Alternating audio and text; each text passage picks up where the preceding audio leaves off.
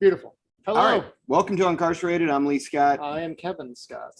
If you're just joining us for the first time, we talk all things related to people's personal narrative through the prison system. We go back to as early as childhood trauma, what their life was like. We talk to activists, people in the prison reform world, but mainly focusing on people's journey home and the triumphs and challenges and difficulties in living your life with that marker, you know. We got to make that shorter somehow. Prison shit.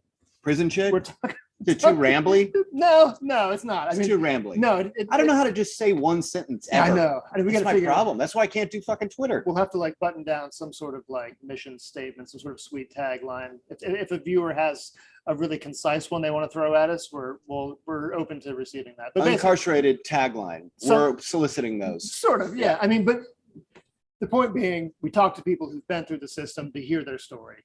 Oftentimes, and you've said this very well many times, that like the system depends upon silence, and this is a way to sort of counteract that with people sharing their stories, humanizing, kind of putting a name in the face to the reality of what's going on in the system. So yeah, there's no way to fight back against sending way too many people to prison, challenging them for housing, jobs, livable wages. There's no way to fight back against any of that stuff unless you start with talking about it and letting people so this is a healing, cathartic space, but also it's a space to expose the raw nerve of this stuff. No doubt. Yeah, it's cool. So we have a guest today who's joining us via Zoom. Very grateful to this person. This is somebody Lee knows, so I'll let you do the introduction, but this is just another wonderful example of somebody who has been gracious and brave enough to share their experience, and really seems like, at least at first pass, a very authentic and open-hearted person. So do you want to introduce John? Absolutely. Coming on the show today is a guy that, you know, a lot of times on this show, we talk to people that we know dearly. And then we talk to some people that we want to know. Now, this guy and I only were in the same space a couple of times. And sometimes, like when I met you, I knew that I wanted to be friends with you. I knew that I wanted you in my life and I wanted to be in your life. And I was like, that guy has something that I want and I want to be a part of that. I want to be supportive of him, however I can do it. I just knew that there was that magic there. John is one of those guys. I could just tell. I think we played Scrabble once and I was like, I want to be friends with this guy immediately, right? And there are very few good Scrabble players in prison. The ones that are good are really good. And so I spent a lot of my time playing Scrabble, and I'm going to a Buddhist meditation class, and this guy and I just happened to miss each other. Thankfully, he was going home. And so now coming on the show, somebody I want to learn a lot more about, and we're going to do it right here live on Uncarcerated. It's John Schaefer. Awesome. John, welcome to the show. Hey guys, how's it going? Good, man. Just for the record, I want to state that our Scrabble record was 2-1. So who was up? Were you up? I believe I was up. I don't like to brag, but you know, but the one I want to say, the game you got me, you absolutely slaughtered me. So it really upset me. I remember because I just got to the dorm and I was like, oh yeah, you know, Scrabble players, we kind of run around together. So.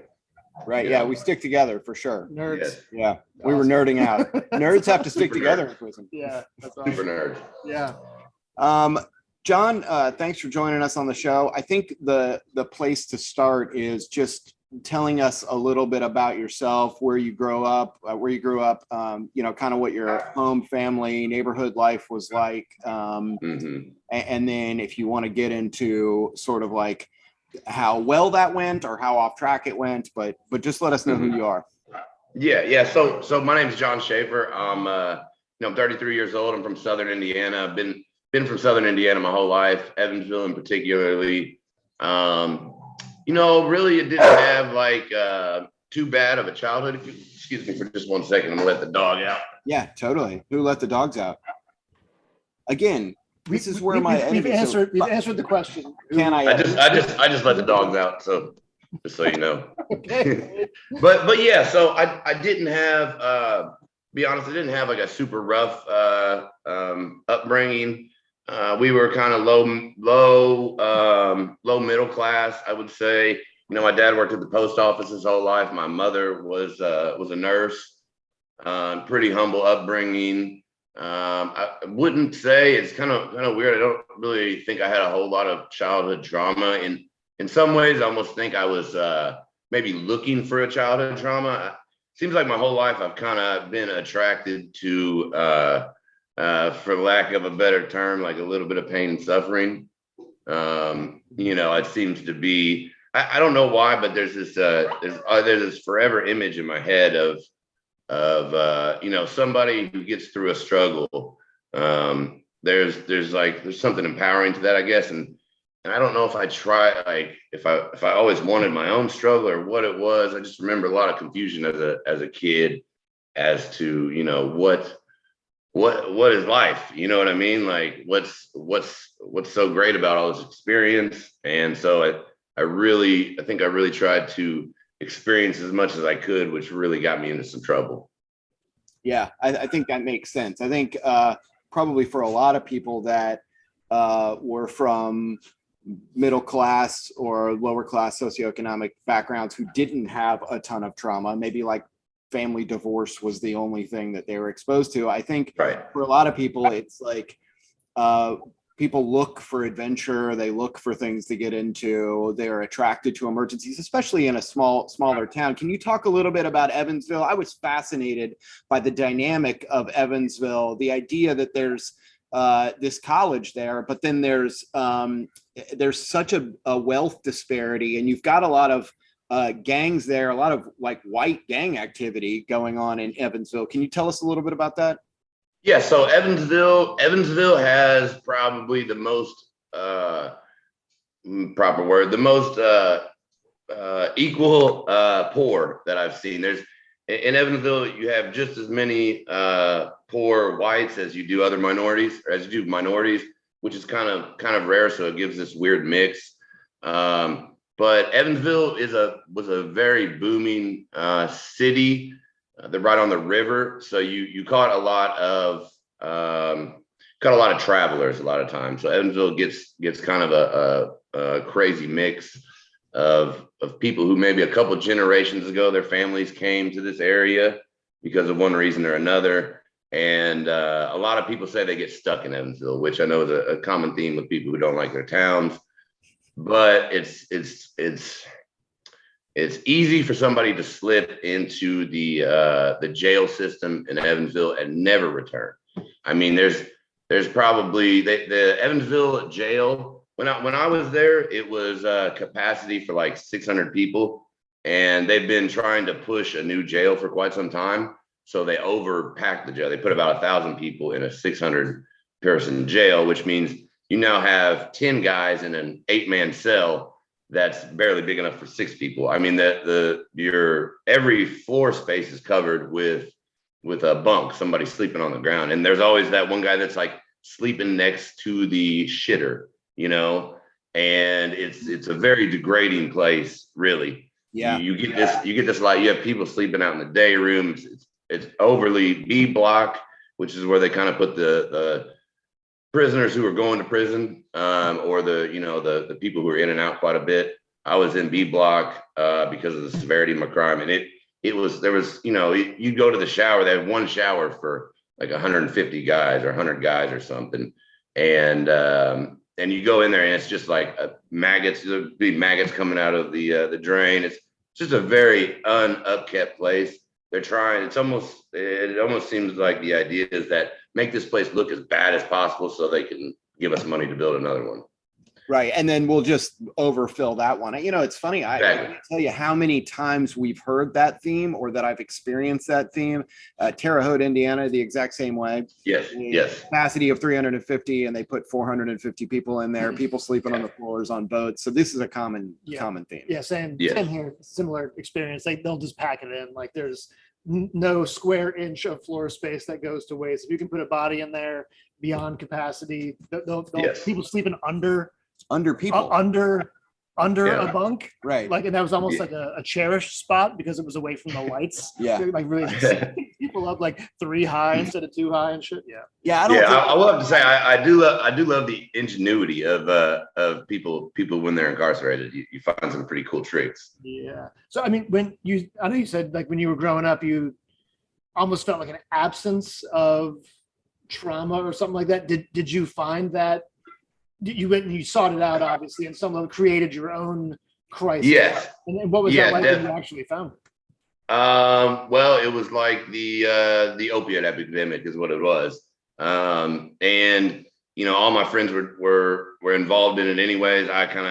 We kind of all came about it together. There was, Evansville is a hell of a place. So it's got a lot of big city underground kind of things to it. Like, so for instance, there are several doctors in Evansville that like are still operating to this day that are, pretty much your stereotypical pill mill. I'm sure you guys know exactly what I'm talking about. Being in Florida. Yeah. Well, like we used to take trips to Florida whenever I was using real bad. So, I know exactly how the game goes. So, but yeah, so I made it through high school pretty good. Seemed like I was always kind of getting in trouble. I got kicked out of high school for having marijuana on me, and that was my first like big thing. And I hate to really say this, but like I kind of enjoyed it, I guess, getting in trouble. There's a certain allure to, I don't know what it is, to be honest. It's it's something that obviously it's Oh, we may be losing John. Yeah, You froze up there. I'm not sure if you can hear. froze up, us. John. It's fine. Give me the minutes. How many minutes into the show are we? I don't know. Because I will I don't know. mark this and edit it. a marijuana felony, Oh, wait, actually. there we go. Okay. Oh yeah, you You're froze. back. You froze up for a second, John. Oh, okay. So anyways, fast forward. I now have like a marijuana felony, which is, I think a class D, one of the lower felonies, but essentially I'm in the system, and I went It's insane. I went several years, kind of just being an opiate addict and running around. Several years turned into about 10 really. And I had a couple small charges in and out. Then I actually the big situation that happened for me was when the police raided my house actually. So in the opiate circles when I was doing it was for lack of a better term, like a community, obviously, right? Everybody gets certain has access to certain pills, and it's all circulated. There's this like ever spinning circulation of the distributing the drugs within the small little opiate community, right? So I had some people over to my house, and I had got something for them, and we had all done it, and blah blah blah, and then they leave. They had gotten pulled over. I guess the police have been watching my house. Opiate epidemic was just really getting big in Evansville, so they're really starting to put some attention to it. Normally in Evansville, it's always been meth. Methamphetamines have run rampant in Evansville since the 90s, and it's been a big problem with the lower income communities.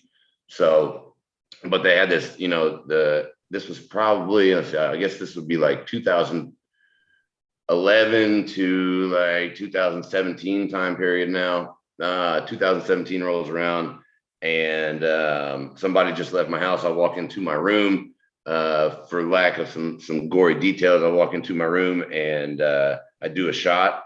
I literally lit a cigarette, and I heard, a battering ram pop my door open. They flash banged my house. They came in and, did their extrusion of me.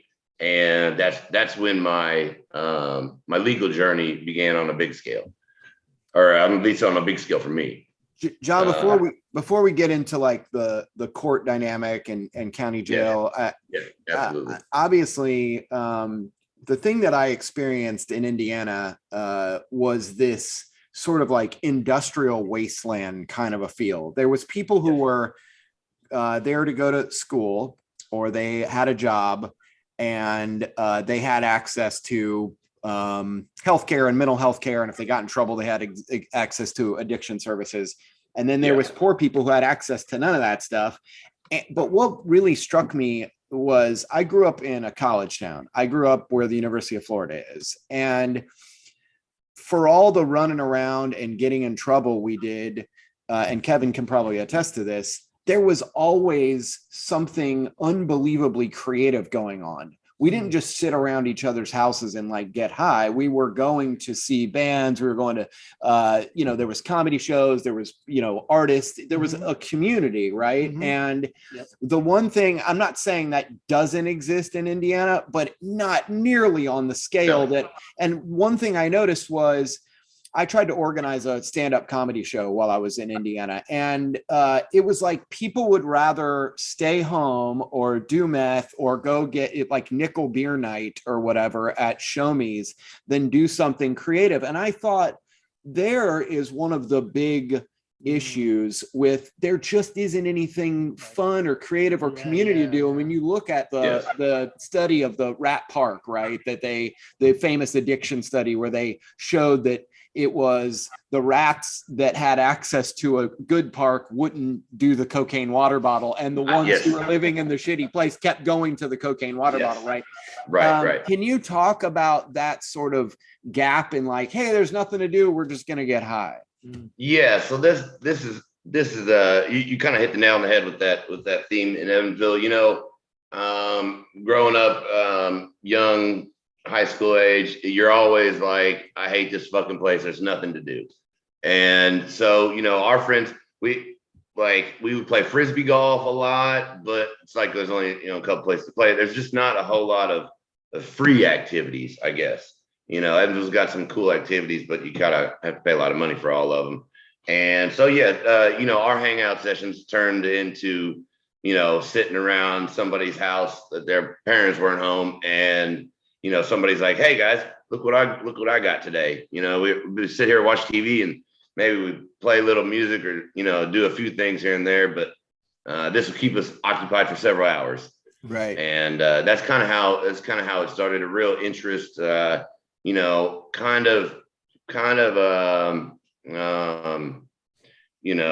an interest, just an escape from freedom, or an escape from reality is kind of what, because we had made this like really a terrible reality around us.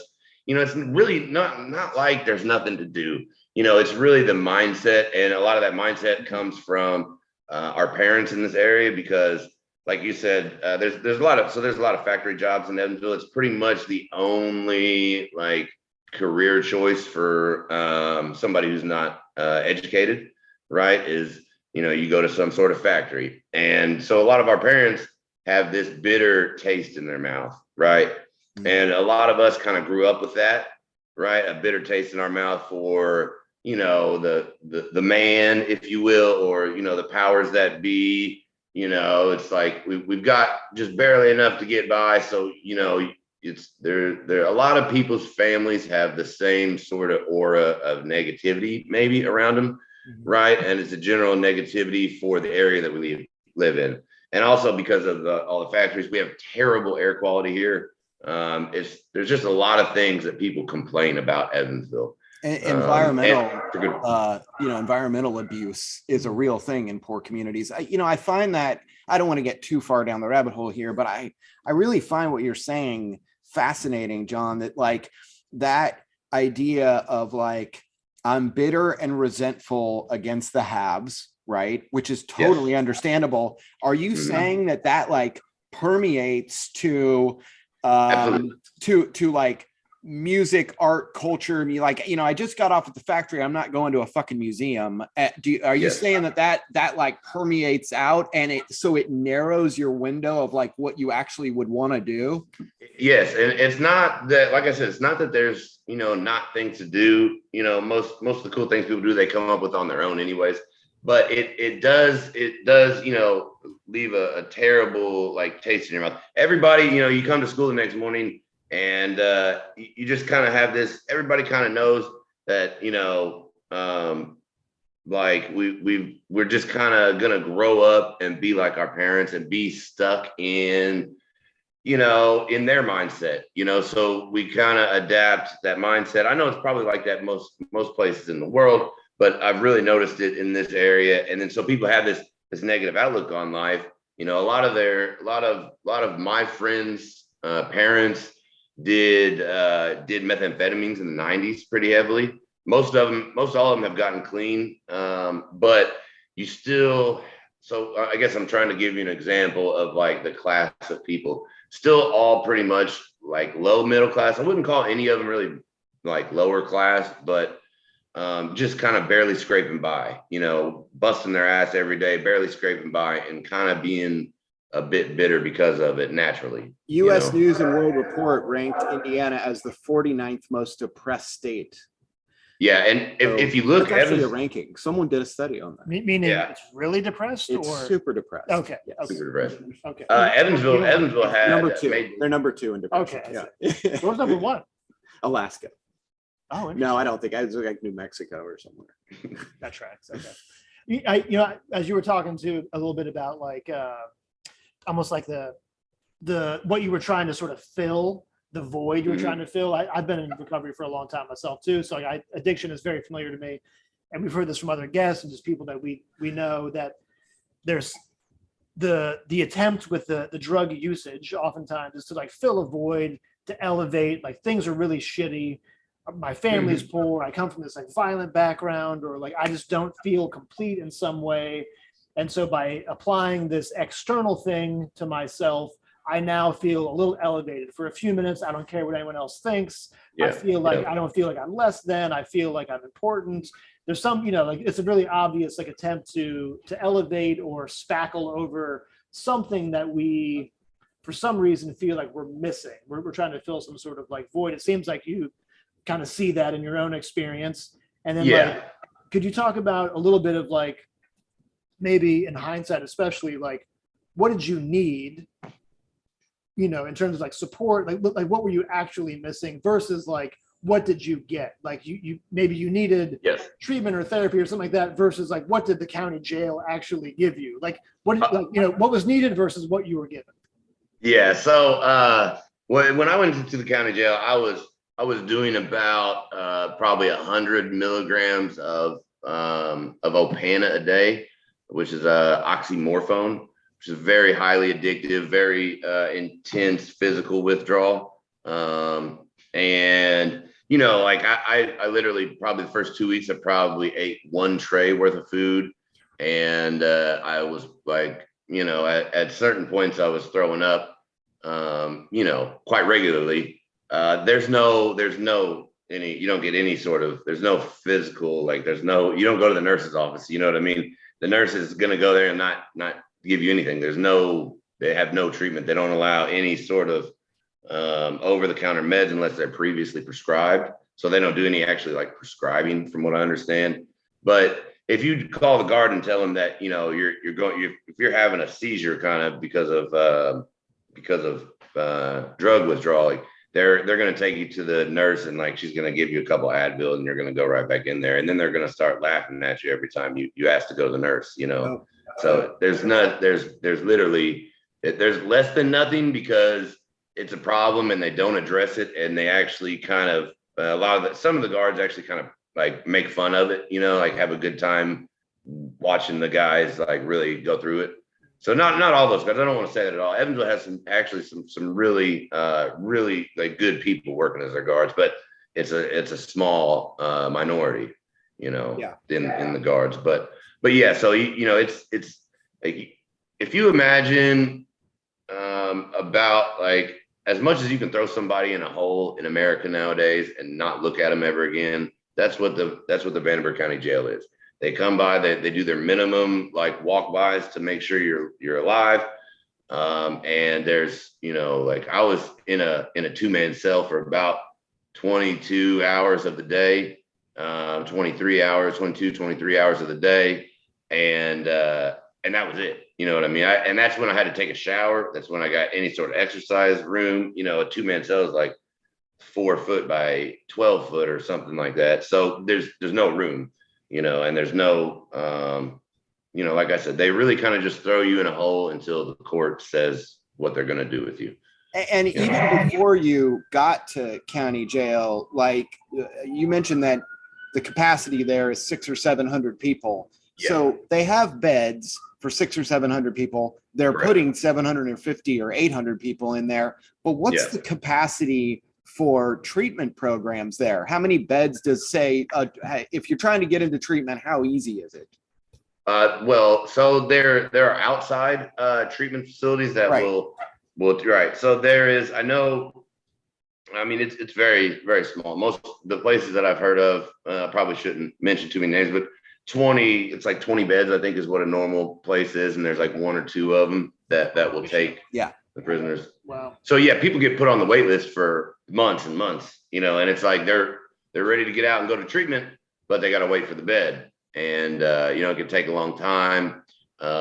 When something like that with someone who's addicted to something, if they actually make that decision that they want to take treatment, and then you tell them, okay, as soon as the bed opens, you can get in treatment, and it's like 2 or 3 or 4 or 6 months later, then, you know, that person's probably just gonna get out and like go find their drug again. You know, their time is over. Like they got in trouble. They probably got a little scared, and they probably started thinking about life and like what's really going on with their life. And they were like, yeah, let's do it.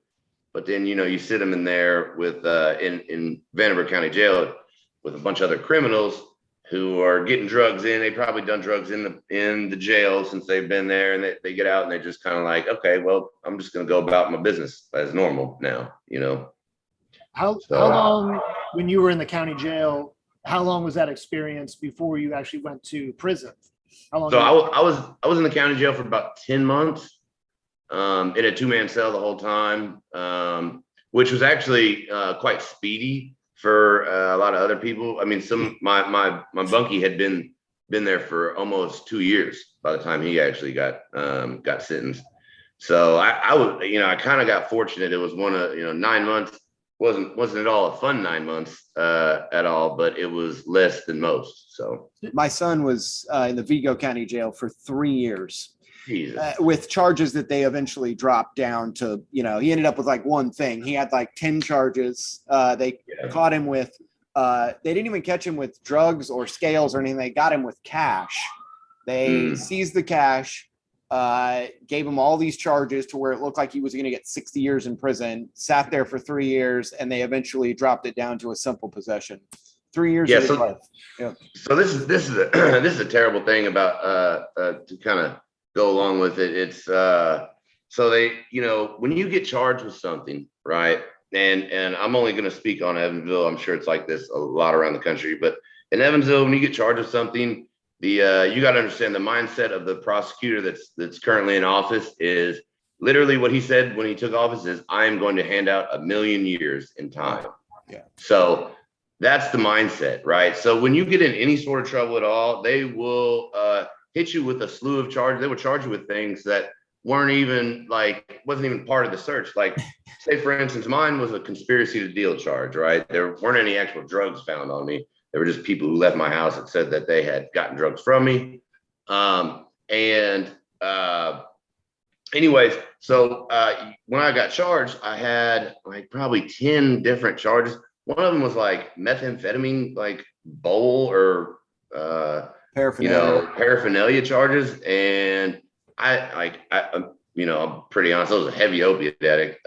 Methamphetamine was the last thing ever on my mind. I didn't have any sort of, anyway, so you get hit with a whole slew of charges. Like, okay, at first I was charged with 3 level 2 felonies and 1 level 4 felony, which of course, like in the act of a crime, you know, how many different crimes are you gonna give someone for the drug, you know what I mean? Like, so of course it all pleaded out to 1 felony because as my lawyer told me, they're only gonna charge you with the 1 thing that you actually did. They like to hit you with all these charges. It looks crazy at first. So now you're wanting to accept a plea deal is what they do. You know, I think my first offer from the court was like 35 years, something ridiculous.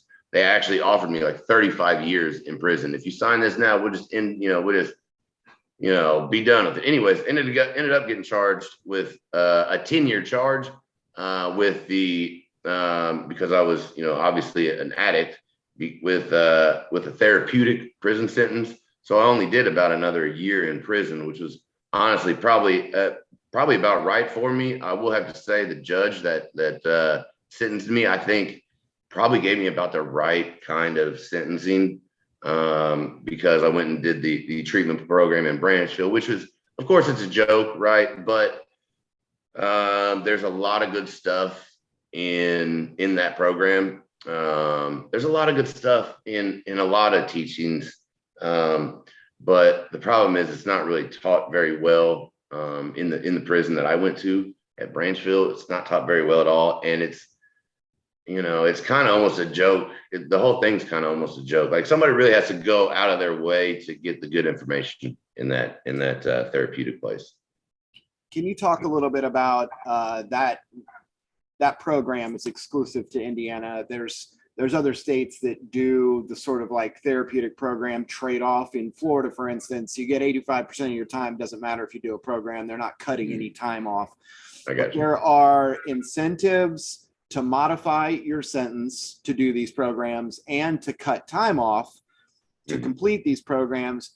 But can you talk about that, the time from jail to getting into that program? How difficult was it to get into the program? What the wait list is like, and any obstacles along the way that would prevent someone from getting in the program or get them kicked out? Yeah. There's so I know you get put on the list, right? And Evansville has, their thing is this therapeutic, I think it's called therapeutic, purposeful incarceration is what it's called. Purposeful incarceration puts you through a therapeutic community and gets you home faster. But it's kind of, it's a great thing that they've done, so Evansville gets this thing, and they if you're actually sentenced to that, I guess is where I'm getting at, then you will be put on the list kind of before you get to prison. But it's still, I think it took me about 3 months to get in the dorm, in the prison, the regular prison population until then. So yeah, about 3 months. And then I think it took me about 10 months to do the program. And the 6 month program takes 6 month program. Yes, right. yes. 13 months altogether with a wait. Right. So I guess in prison, I mean, Lee, you know this very well, but you're set up to fail. Like there's no anything that you do, you have to do with like, if you want to not get in trouble, you have to do it with such like a perfection at Branchville, especially, like you can't not have your name tag on, or that you could get like kicked out of a program, or you got to be dressed at 5 a.m. every morning, you get kicked out of a program. They have you do a lot of what I kind of thought were just kind of control stuff, right? That prisons do. But, they facilitated it in a way that you're supposed to be bettering yourself, which I can understand. Structure is definitely a huge part of my daily routine now, and maybe I got a lot of that from some of that from the structure in prison. Even though I didn't like the structure in prison, it wasn't what I saw as a good structure, but it was a structure. Right. So, yeah. Well, yeah, I totally get exactly what you're saying. I find it like they did a shakedown, for instance, while I was there. So it took same kind of deal. You can go do this program. It was a 2-year prison sentence for cutting off my ankle monitor. So you get 2 years in prison, but if you go do this program, it's a 6 month program. We'll knock 6 months off of that. So you'll be home in like 9 months. It took me 6 months just to get into the program. From the day I got sentenced to getting into the program. And then my first week there, they do a shakedown. They take everyone out of the dorm, 300 guys. They take us and put us in the gym, and they've got us sitting there completely still while they, run dogs around and do their whole thing. Well, eventually, like right now, I have to pee so bad. I hate that. Yeah. Cannot wake hold up- it any longer. And Wake up everybody at 2 a.m. and scream at them and yell them to go. Well, you don't want anybody to use the restroom after that? It makes no sense. So you got, the choice is I either piss my pants and get beaten up by the guy next to me, or I just go, I tap out, cuff me up. So they cuff me up and take me to the box. So thankfully they let me go back into the program, but that wasn't the case for everybody. I saw guys who they had to pee during a shakedown. They went to the box. They lost their program. Now I want the average listener to or viewer to understand what I'm talking about here. If you get a 5-year prison sentence with purposeful incarceration, and it takes you 6 months to get into a program and a year to do it, you can come back in front of the judge after a year and a half and have the rest of your sentence knocked off, and you get to go home. If you go to the box because you couldn't hold it, you're now doing 5 years in prison. Yes. It's insane. For piss. Yes. So that's exactly how my charge was. I had a 10-year sentence, but I could go home after what they told me was 9 months. It was really like a year and a half, but that I could come home as long as I completed the program, and didn't get kicked out. Now, if I would have got kicked out, technically, I don't know how it would have worked, but I'd been looking at a 10-year sentence, because I had to pee, and that's what happens to people in the morning, especially if you wake them up, and get them straight out of bed and go straight to a room and sit them all down, 300 guys. The majority of those guys are going to have to pee very soon. And that was probably one of the more egregious things that I saw in prison, because that was probably, you saw never have I been part of any sort of riot mindset, right? But,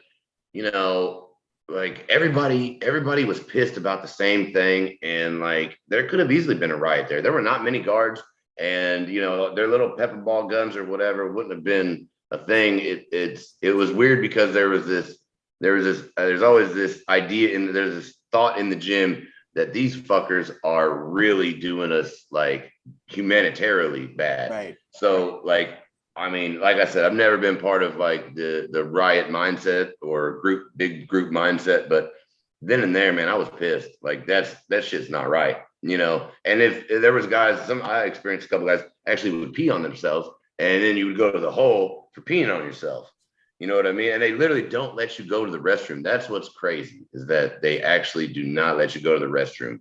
Right. And you're sitting down there for several hours. Yeah, it's the most embarrassed and hurt and afraid. And I've been embarrassed and hurt and afraid plenty in prison, and that pretty much topped the list, Yeah.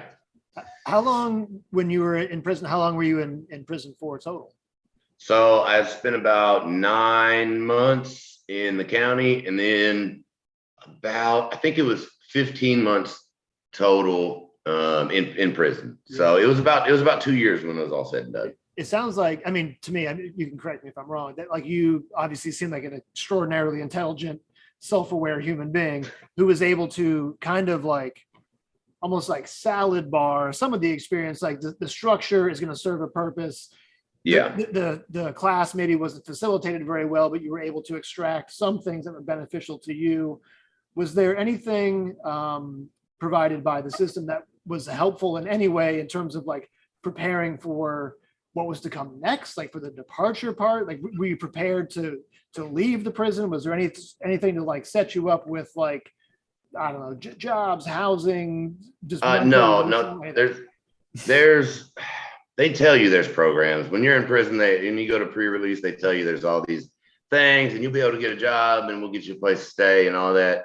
And then you kind of get out of prison, and there's absolutely nothing. And I would try to go to some of the things I wrote down for my pre-release. They'd be here, go to this place and they'll help you get work boots, or go to this place and they'll help you get work clothes, and they'll help you get a job. And every single place that I went to that was on their little list they gave me, all were what the fuck are you talking about? We used to do that. We don't do it anymore. We're closed. We don't. Yeah, exactly. Right. Yeah. Yes. Same shit. So, but so I will have to say, so I think I took the whole prison experience pretty seriously, because like I said, this community of opiate addicts that we were, we experienced a lot of death. Like there was probably, I made a list in prison of about 25 people that I was like actually very, very close with. And I've watched my friends die. I've given them CPR as the ambulance arrived, watch their faces turn blue. It's a terrible thing. I've been in the hospital quite a few times. There've been a couple of times I've been in the hospital where they were like, if you leave, you're gonna die, blah, blah, blah. There was a lot of heartache involved with the opiate thing for me. And so I had developed this mindset that I would love to quit, but I just don't ever see a possibility. So when I got incarcerated, one of my friends got incarcerated shortly after, and we were sitting there, and I remember, I'll never forget this. We were sitting there in a cell in B3 in Vanderbilt County Jail, and we were at that weird stage of withdrawal where you're just like slap happy, kind of, right? You know, you're just kind of finally like getting used to 4 or 5 days in, and you're like, this is going to be hell for a good while. And so, you know, you just kind of try to laugh at things. So we would laugh at all the stupid shit we used to do, right? And my buddy was such an awesome guy, but like he used to go into places and like steal TVs or whatever, right? So we were talking about some of the dumb stuff he used to do and I used to do. And I remember him saying to me that you know what, man, we don't have to live like that anymore. And that's something that has fucking stuck with me. So when I got incarcerated and I actually got somewhat of a clear head and started to actually think logically, I was like, you know what, like all the friends that I've buried, I still go to about 4 or 5 graves like on a regular monthly basis. And like at some point, I don't care what's in front of me because I still have a chance to be here, and they don't, and they didn't do anything different than I did. It's just a roll of the dice, you know what I mean? So I think about my friends a lot, think about my friends a whole lot. And I think about their names, and I think about their faces, and I think about like the type of person they were and how, you know, things I thought that they would have been great at. And I think to myself that there's some things that I can be great at, and I need to do it if not even for myself, for them, because like, I mean, I got so close to some people, man. I've never had a whole lot of family, actual family environment. So my friends have always been my family, like all the way through, and watching them die and being a part of them dying. Like I feel like I was, because as a user, like we'd all use together and we just kind of amplify each other's like addiction, you know? And so I felt like I was really a part of a lot of their deaths. So I think that like when I went to prison, I started getting a clear head. I really told myself that there's nothing that's going to stop. There's nothing that's actually going to stop me, right? There's nothing that's going to actually stop me, because I'm going to keep this mindset that no matter what, I'm going to keep on fucking going. No matter how bad the fucking jail is. I already knew how bad it was going to be and how like hard it was going to be, and getting out was going to be the one of the toughest things ever. I'm going to get out with nothing. But I kind of developed this mindset that it really doesn't matter to me how bad it is. Like I'm going to succeed, and I'm going to do it for my friends. So, John, I want you to know, as someone who's lost my wife and daughter, and I just talked to Kevin about this the other day, like, you know, if it happens once in your life, you're like, oh, that sucks. It's awful, right? It happens again and again. And I mean, I didn't use with them, but still being near it. And I go, well, what if I had just said this one thing? What if I had done this one thing? And Kevin will slap me every once in a while and, you know, say, I get what you're saying, but it's logical. It's irrational. So, you know, as a friend, I want you to know that this is not your fault. You know, I know that you feel like you were involved, but you know how it is. Nobody could have told you any different. So no. And I had some good friends even that would just randomly stop. I've got some of the best friends in the world, man. I had some friends that would just randomly stop by my house and come in and be like, what the fuck are you doing? You know, like, come on, man, I'll get you, come with me. You know, had a couple buddies that would always be like, come with me. And I'd be like, no, I'm not going to, you know what I mean? So it was definitely, and I still praise those friends to this day because, you know, they really tried. But the fact of the matter is, like you said, that like, you know, I don't have, I was a part of it. And I've got to get out of it myself, kind of. It's kind of where my mindset was, I guess. That's beautiful. Thanks for sharing that, man. I really appreciate that. It means a lot, especially like I've been struggling the last few days, like thinking about my daughter and, thinking about what my brother goes through and just wondering like, I want to rescue people, but I don't want it to like tip over the fragile existence that I have, and I feel horrible that I can't just save everybody. I mean, Kevin and I both work at a homeless shelter, and we would, if we were allowed, would take 150 people home with us, and so I really appreciate you sharing that, because it means a lot for you to open up and share that way. Yeah, that's really beautiful. Sincerely. Can you talk a little bit about what your journey home has been like? And like, I know you said the list of resources was outdated, incorrect. How did you find housing, work? How did that look? And for somebody who maybe didn't have any support, what would that look like? Right. So again, I was pretty lucky. My mom offered me a place to stay right when I got out, as soon as I got out. So I had a structured place, which I don't think I could stress enough is like probably like work and a place to stay. Really, if you can just, if people can just have that coming out of prison, I think they would get a lot farther. I got out and so my situation, I got out and I literally lost every single thing I owned, from the drug raid and all that. My house I actually had bought a house. It had to get sold. My mom had to sell it for like pretty much next to nothing. It was now labeled as a drug house in Evansville, and like all the bullshit that goes along with that. Anyways, fast forward, I got out with pretty much nothing, but I do have a place to stay, right? So that's amazing. And again, my friends came in handy 100%. Like I got a couple trash bags full of old clothes too, right? Literally, when you get out, I got out of prison, I had these fucking off-white brownish boxers still, and like my prison boots, you know what I mean? And like I actually do remember Kevin has those right now. Yeah.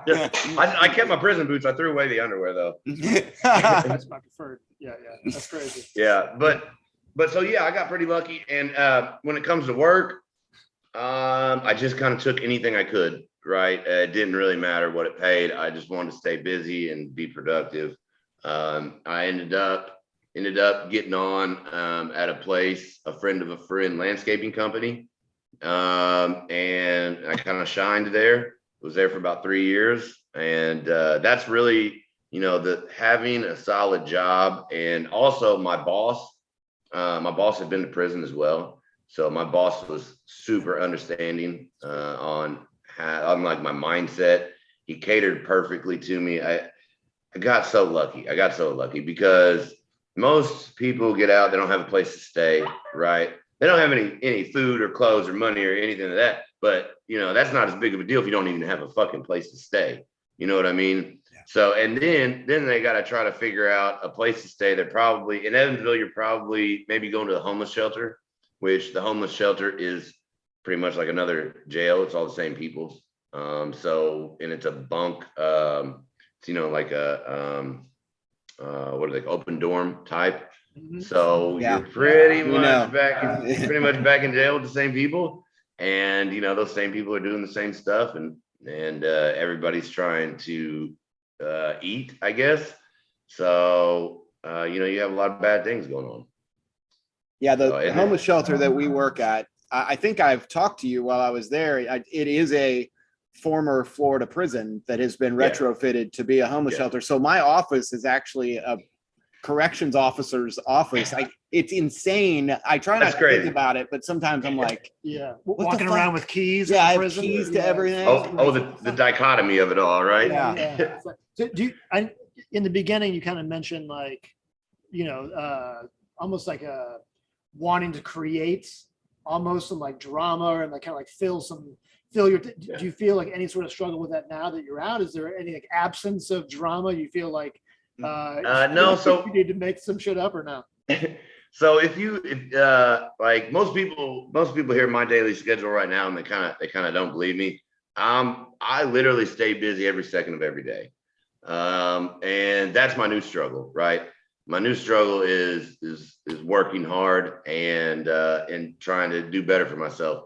You know, like one of my passions right now is woodworking. I got me a nice little shop kind of put together, and like that's my thing, man. I'm in there during the heat of the day, no matter how hot it is, because I kind of like the struggle. You know what I mean? I don't know what it is about it, but I don't like things to be super easy for me. You know what I mean? Are you making things for yourself or for to sell?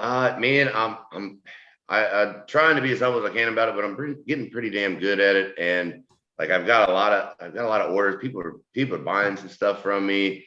Probably going to turn into an LLC soon. I don't know if I'm ever going to be able to do it full time, like I would love to, but the numbers are working out now for me. So like I don't know. I've got some options. I'm at a crossroads right now in my life, if you will. I've been going to school for renewable energy for about a year and a half now. So I'm about to have that associate's degree.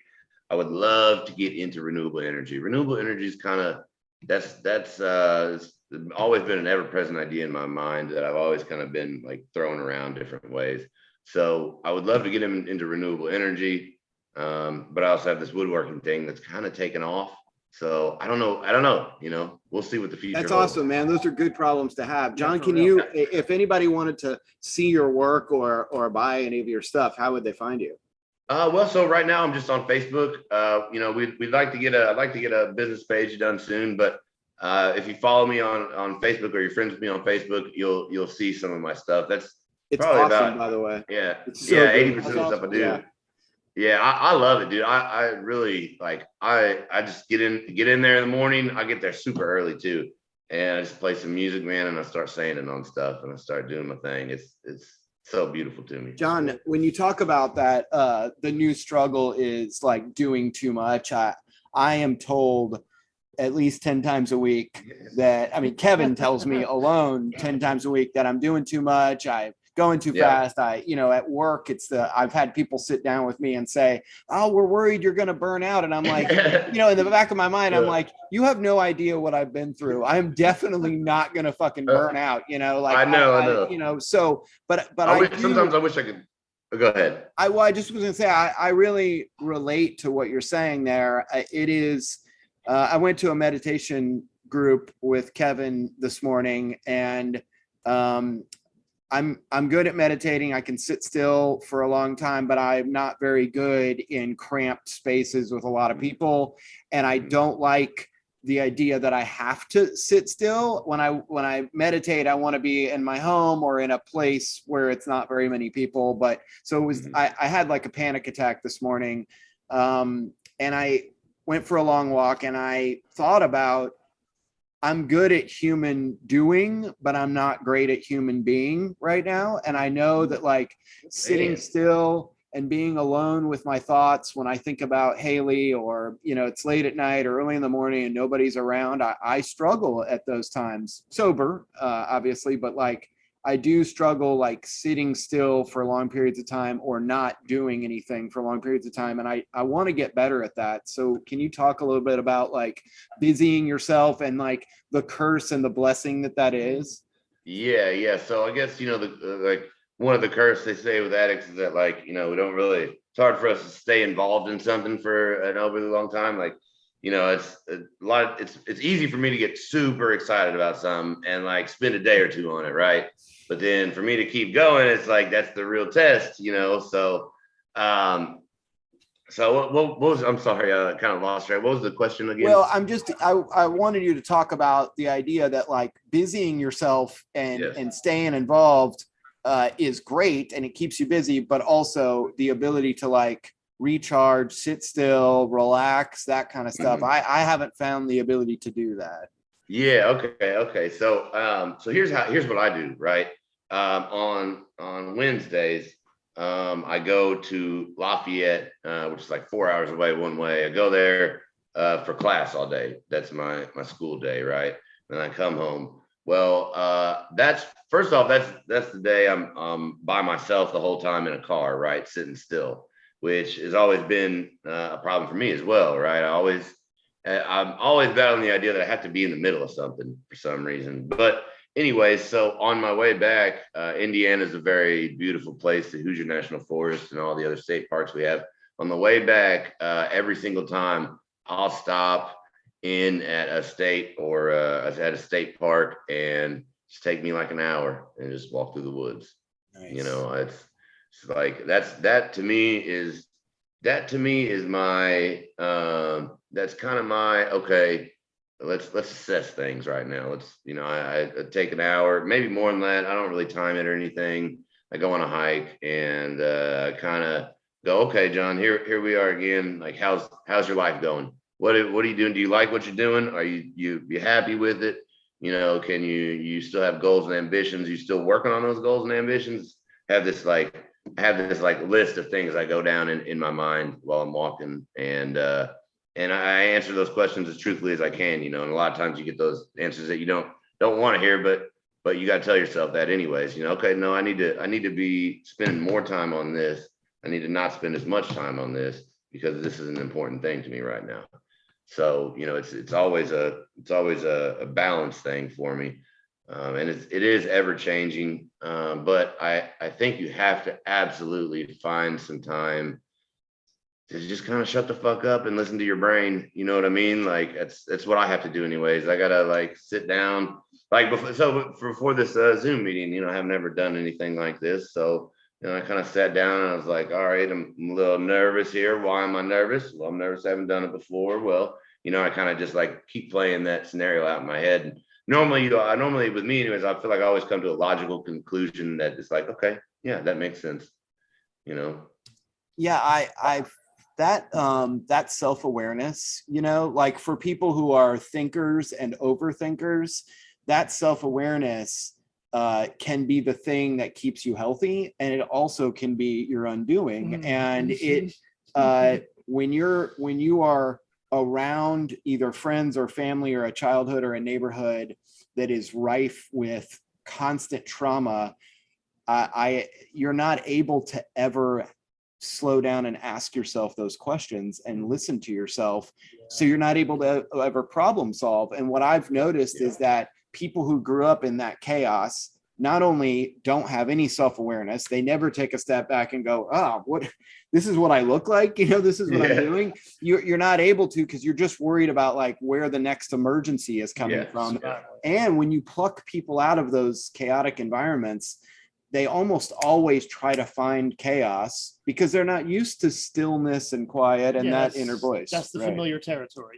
You want to recreate the static. The white noise. Yeah. I want to say, John, real quick, that we've heard this a few times with like some other guests as well, and I think some of our own experience too, that like almost like you have emerged a different human being, not with thanks to the system, almost in spite of. Definitely. Like you were able to, you know, like we kind of mentioned like that salad bar thing earlier, like you were able to find the things that worked for you, very much swimming against the stream of what the system was trying to give you, which was sort of like more problems, more oppression, more trauma. You were able to navigate that in a way that is like tremendous respect to you for like what you have found and the way that you've carried that home as well. And just like tremendous gratitude for being so open and authentic and sharing your experience, man. It's super rare. You are a rare bird for sure. He is. John is a rare bird. It is a really stunning story, sincerely. John, thanks for joining us. Is there anything else that we left untapped that you want to share? Just a few minutes ago, you said something about, you know, you get similar things from people where they're like, you're doing too much in life, kind of, right? Well, I always like to tell people when they tell me I got a plate that's too full, I tell them I'm just really hungry. Yeah, I was starving for a long ass time. Yeah. John, thank you so much for joining us, man. And hopefully you can come back on and let us know where the path diverged to. I'd like to see where this journey goes next. I think Michael Lyle's going to join us next week as that's awesome. Awesome. He's doing really well, and we kind of want to check back in with people and see where their journey's going for sure. That's amazing. Listen, guys, and Kevin and Lee, I love what you guys are doing, man. I really do. I think the revolving door prison is such a problem. You know, people get in and they're stuck in for so long, and it's like, how do you break free from it? And I think you guys are putting this info out there and really diving into some topics that are at the core basis of it all. And I want to say thank you for that. I really appreciate that, and I'm glad that somebody is really trying to push this narrative out there of what's really going on and what the actual things that we can maybe do about it are. So thank you guys. I do appreciate Thank that. you. It's Thank definitely a fixable problem for sure. Like the I think solutions so, are too. there. Yeah. Yeah, I think so too. It's just we're not taking any steps towards it, you know. Yeah. Thank you, man. Really appreciate you sharing everything so Awesome. openly, sincerely. Yeah, Yeah. thank you. It's inspiring. Thanks, John. Yeah. We'll All talk right, to you thank soon. guys. All right. Yeah, All man. right. That's it. See ya. That's it. We're done. Go Okay. follow us on Twitter at Uncarcerated. Like, rate, and subscribe the show on YouTube. And importantly, you can be a supporter of this show on a monthly basis for as little as $5 a month. I have no problem shilling for the show. It helps us get new equipment. It'll help us keep the show going, get in touch with more guests. Pants for Kev. If you would like to buy Kevin a pair of pants, you can go to Anchor right now. Yeah. Anchor You hate these thighs? Do is something about where it. you can support the show. Yeah. Anchor, just look up Uncarcerated on Anchor. All the audio versions are available on Spotify, iTunes, but they're available courtesy of Anchor, and you can be a monthly subscriber there. And we want to hear, kind of like John was saying, like the way that we hope to actualize and change is by people sharing their stories. If you have a story, someone you know has a story that they want to share, hit us up, uncarceratedpod@gmail.com. And then we'd love to hear your comments as well. Please leave comments. I think it's important for us to know like what you're thinking, share your experience, whatever it may be that's coming up. We want to hear. Yeah, I think that's the next journey for this show is there'll be a website coming, and we want this to be a lot more interactive. And so I think it does start with comments. We definitely want to hear what you thought about the show, more or less of something that we left out, something you found super interesting, because it really helps us going forward. Yeah, that's it. Thanks, y'all. Till next time.